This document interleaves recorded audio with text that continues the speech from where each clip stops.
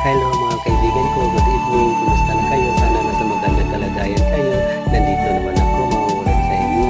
Magdasal tayo mga kaibigan ko. Salamat sa ngalan sa Ama at sa Anak at sa Espiritu Santo. Amen. Panginoon ko makapangyarihan sa iyo. Maraming salamat sa kaloob mong biyaya ngayong gabi na ito nang nagdudulot ko ito sa akin ng laksang biyaya upang maalala ko ang ikaw ay sadyang lumikha ng lahat ng bagay at upang makita ko ang walang hanggang mong kapangyarihan. Na sana'y maging daan ako nitong kabutihan at pagpagkakaisa sa ibang kasamahan ko at magkakaroon ako ng layo